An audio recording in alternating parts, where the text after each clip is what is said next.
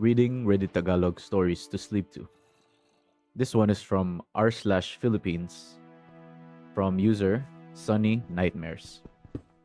We started as friends, blockmates. Pinagsilosan siya ng ex ko kasi lagi ko siyang ka-text. Broke up with my ex but hooked up with some other guys. Slowly developed a crush on him. Nireto niya ako sa kaibigan niya kasi nagandahan sa akin. I refused and refused. And then, one drunken night, inamin kong mahal ko siya and we started dating. After a few weeks, bigla siyang nanlamig, nang-go-ghost and stood me up all the time. Ginawa niya pala akong rebound out of spite sa isa pa naming college friend na may on and off MU thing sila. Then he broke up with me and then I let him go. Naglaylo ako, di ako gumanti. I just showed him I forgave him. Pero lumayo ako.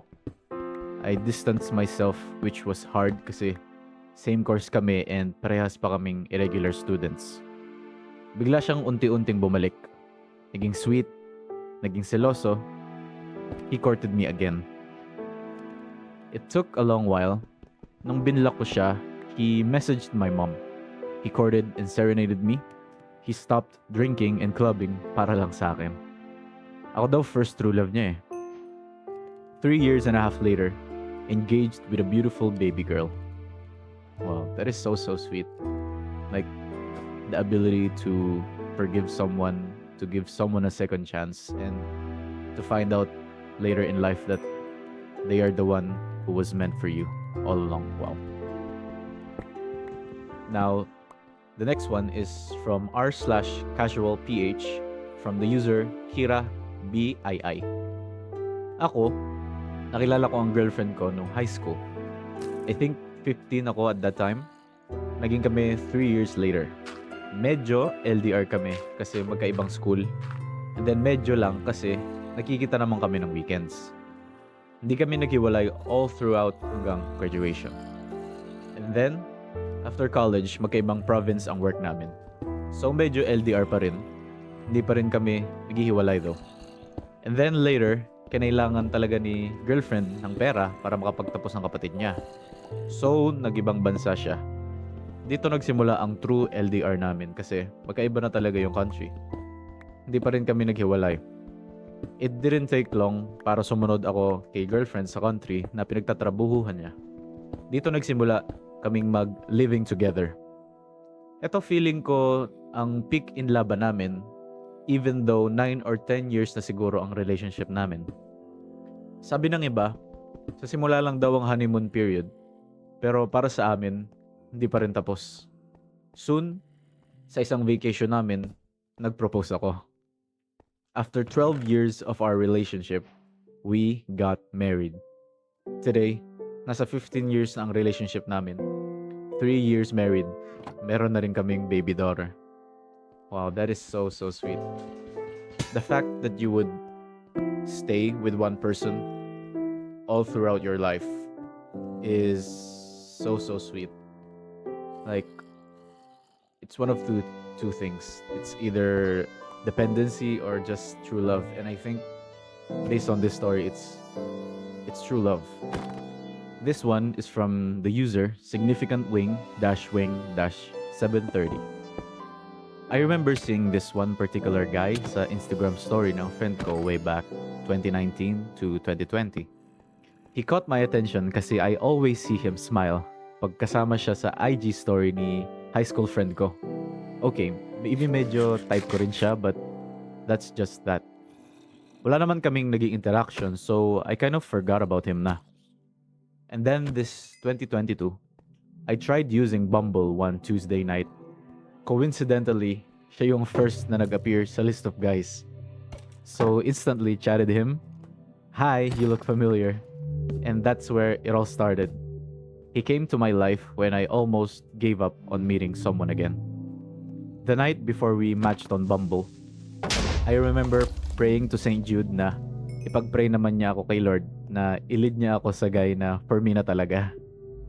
On our first date, naalala ko the first thing na naisip ko pagbaba ng car niya is gusto ko magpakasal sa guy na katulad niya. He does not make me feel whole, but rather, he makes me into a whole lot better person. No, very, very sweet. Okay, let's move on to r slash ask ph by user Sirang Brief. We were high school classmates. Academic achiever ako, tas siya naman bulakbol na may pagka-playboy. Pero hindi niya alam na bulakbol din talaga ako. Binubuli namin siya nun kasi may nililigawan siya sa katabing school namin tapos dala-dala niya yung malaking blue magic na gift. 1 year after, parang nagkakamabutihan kami tas attracted ako sa kanya kasi sa lahat ng tropa ko, siya lang yung concerned talaga sa akin. Laging chinecheck kung umiiyak daw ba ako or kaya naman kung okay lang ako. Pero sabi niya ganoon daw talaga siya sa mga kaibigan niya. Pero nung time na nagkakamabutihan kami, meron pala siyang gustong i-personal lower year sa amin noon. Pero sabi niya sa akin overall daw, ako lang yung pinopursue niya. Backburner ang peg, di ba? Pero wala na sa akin since ayoko rin siya seryosohin noon. Kasi playboy pa rin tingin ko sa kanya. Fast forward to pandemic, tuloy-tuloy pa rin usap namin kasi solid tropa talaga kami. And marami kaming circle of friends tapos gabi-gabi ko siya kinukulit na mag-video call kami kasi wala lang, trip ko lang. Garon gusto ko lang may kinukulit tas pipigunin ko lang siya. Pero natigil din yung usap namin nung may nakilala ko sa Valorant. Eto naman taga Visayas and common friend lang. Tas nakakwento ko sa kanya tong guy na to and little did I know, nagsiselos na pala siya. Inaasar niya ako na mas lamang daw siya kasi mas malapit siya sa akin. Ayun, going 3 years na kami sa October. This is such a funny story. Okay. The next one is from the user Morocco Nights. We were workmates. Nauna siya sa corporation and newly hired lang ako. He's very introvert, di kakausap unless spoken to. So hindi din siya masyadong close with anyone in the office despite being 2 years na there. I was single that time and merong suitors. One time, sa sobrang busy niya, di siya nakapag-lunch. That same day, may suitor ako na nagpadala ng sushi/maki. 52 pieces maki in a bilao. So I called everyone sa pantry para i-share ko yung food. Damn, that's a lot. Pero napansin ko na nandun lahat except for him. So I grabbed his baunan sa pantry, placed food there, and went to his table to give him food. I remember saying, "Oh kuya, kumain ka muna. Di ka na nag-lunch." Non-verbatim, I saw how teary-eyed he was sa peripheral view ko. Pero di ko na pinansin. Bumalik na ako sa pantry. There are so many things pa na nangyari after. We became friends and finally, after 1 year naging kami. When I asked him when did he start being attracted to me, he told me this particular scenario na I gave him food. Wala daw ever kasi gumawa nun for him. So ayun. It was a very simple thing for me and I will do this to anyone. Pero sobrang big deal pala for him. I'm glad I did. I'm thankful din sa former suitor ko. That's true. Salamat, Maki. We're on our 2nd year now, and we are each other's best friend and partner. Wow. That is a cool story. Because one of your former suitors gave you 52 pieces of sushi, Maki. Because of that, you met your, I guess, true love. Next one is from the user, historical-code-4478. Former client when he was then working for another company. Then, fast forward to a few years, naging boss ko siya. Boss/friend levels. Ganun kasi we'd go out for beers dati. Then, tamang chillax, kwentuhan, tawanan. Before I left the country where I was working for, we met up for dinner. He admitted he felt this connection with me. I remembered it was a sad drive on the way home. Our communication was on and off for 3 years. Never ko siya nakalimutan and would share kwentos about him as a boss to my friends and colleagues. One day this year, he pranked me saying andito daw siya where I'm at. He called me up and we had a long-ass convo.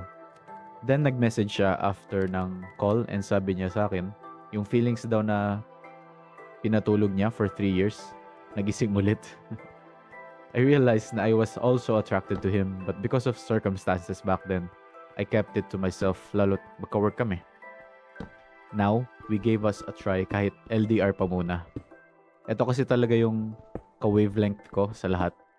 Convos are spontaneous and never boring, and our personalities mesh well. I'm looking forward to closing the distance soon. I hope you do. I hope you do. Okay. Okay, these are short ones, guys. Short love stories. Okay. This is from the user, Hey Wonky Munes. High school. He was a campus crush while I'm a nobody, so who would have thought kami magkakatuluyan? Spoiler alert.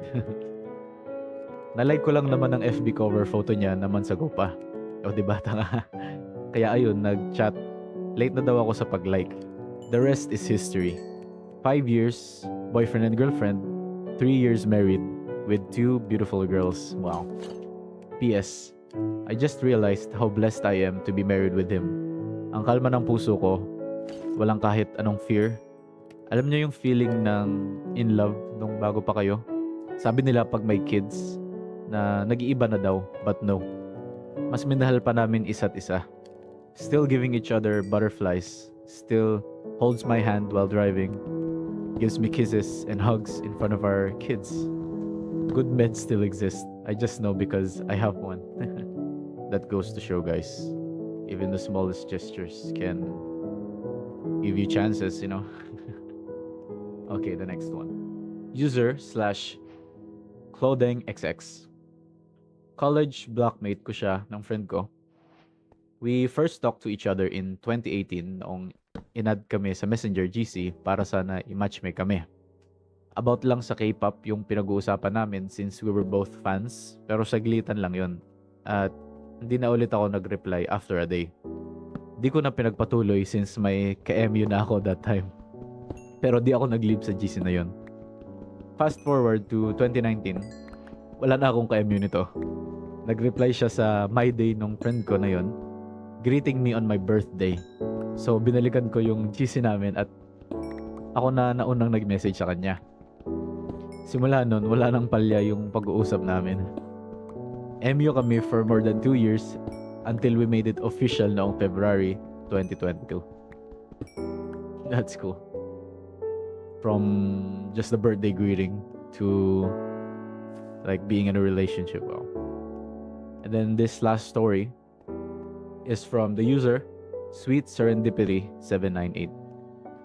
Schoolmate kami noong elementary hanggang high school, pero once ko lang siya nakita noong elementary. May program sa school namin noon tapos sumali siya sa contest. Doon ko lang siya first and last nakita noong elementary kahit one room lang pagitan namin. Noong high school naman namin, kaming students ang lumilipat ng room per subject. Ang first subject niya ay science. Second subject ko naman ang science. Kami ang susunod sa kanila sa room. Halos araw-araw kaming naghihintay sa labas ng room para sumunod sa kanila pero never ko siyang nakita. Buong first year high school namin, never kaming nakita. January 2013, second year, mag third year high school na kami nun. Minessage niya ako sa FB. Tinanong niya kung kilala ko siya. Sabi ko hindi. After kong replyan, na-curious ako. Kaya inisto ko yung FB niya.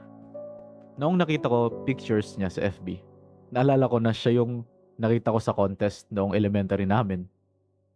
Sinabi ko sa kanya na kilala ko na siya tapos nag-chat lang kami at kinuha niya na yung number ko. After namin nagka-chat, nagkikita na kami sa school. Weird kasi never talaga namin nakita isa't isa nung elementary. Tapos nung high school, nagkita lang kami after niya ako i-message. Oh, that was the last of the story. Okay. I guess they were history after that. But yeah, hopefully it was good. So again, thank you so much for watching, guys. I'll be doing more of this. And thank you so much. Goodbye. Hope you sleep well. Or at least I gave you a chance to relax and keep you company. Thank you so much. Bye-bye.